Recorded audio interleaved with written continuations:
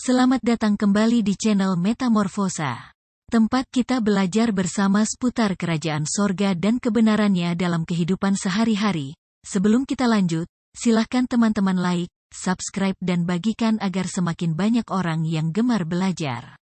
Terima kasih.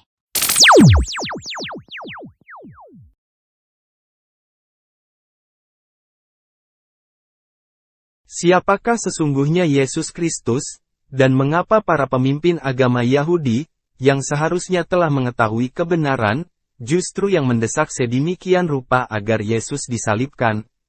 Di sisi lain, Pilatus berusaha menjelaskan, bahwa dia tidak menemukan kesalah apapun di dalam diri Yesus yang setimpal dengan hukuman mati. Istri Pilatus pun dengan tegas memperingatkan suaminya itu, agar jangan mencampuri urusan orang benar itu.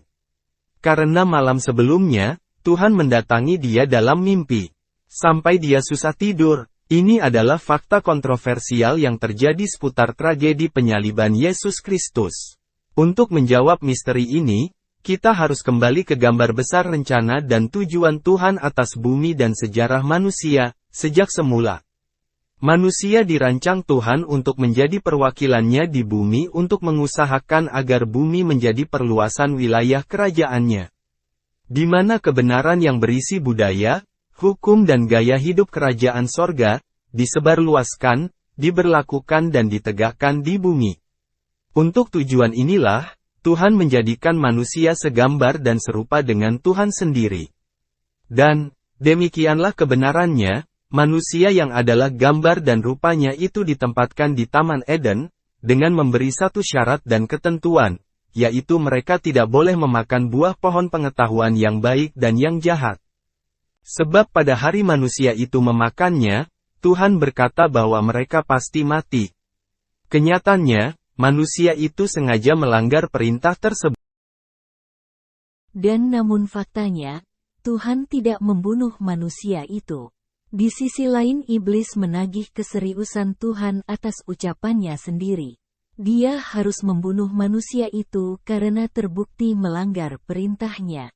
Jika tidak demikian, berarti Tuhan pembohong, karena tidak menepati perkataannya sendiri. Tuhan memberikan jawaban kepada iblis.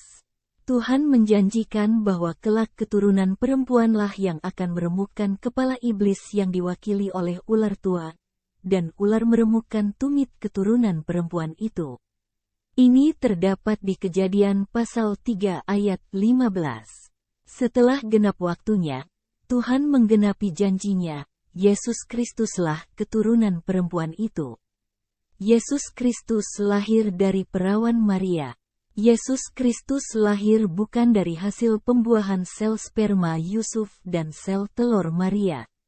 Dan darah yang mengalir di tubuh Yesus sama sekali bukan darah Maria, melainkan darah Tuhan sendiri. Yesus Kristuslah yang menanggung hukuman yang seharusnya ditimpakan kepada Adam dan Hawa.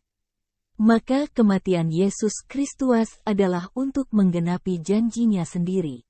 Kematian Yesus Kristus adalah untuk menuntaskan keadilan Tuhan, bahwa upah dosa atau upah pelanggaran adalah maut. Yesus Kristuslah yang meminum racun maut itu. Itulah alasan dan landasan kebenaran, mengapa Yesus Kristus mati disalibkan. Jadi, dengan karya pengorbanan Yesus Kristus di kayu salib, semua manusia yang percaya kepadanya mendapatkan kebebasan dari kutukan dosa, yaitu kematian kekal. Dan pengorbanan itu menutup mulut iblis. Iblis tidak dapat lagi menuntut kematian manusia, karena telah ditanggung oleh Yesus Kristus. Ingat, tidak ada kedamaian tanpa pengorbanan. Tidak ada rekonsiliasi tanpa pertumpahan darah. Mengapa darah? Karena nyawa atau kehidupan semua makhluk ada di dalam darahnya. Dan satu-satunya darah yang layak menjadi pendamai hanyalah darah murni dan suci. Itu adalah darah Yesus Kristus. Jadi, bagi setiap orang yang menerima Yesus Kristus sebagai juru selamat dan Tuhan pribadinya, dosanya diampuni. Iblis tidak memiliki kuasa atasnya.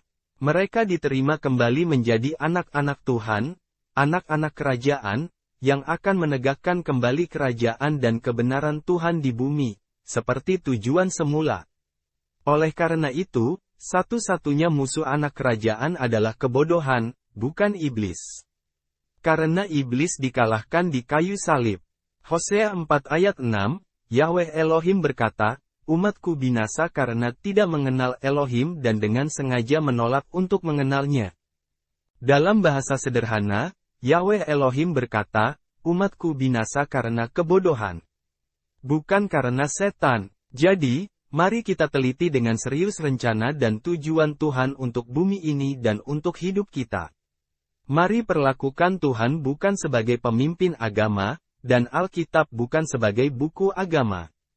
Alih-alih memperlakukan Tuhan sebagai sumber kehidupan, Raja di atas segala raja, sumber kehidupan yang abadi. Dan Alkitab sebagai buku pedoman hidup. Selamat memperingati pengorbanannya. Selamat Jumat Agung dan Paskah. Tuhan memberkati. Jangan lupa like, subscribe, komen dan share, agar semakin banyak orang yang suka belajar. Terima kasih.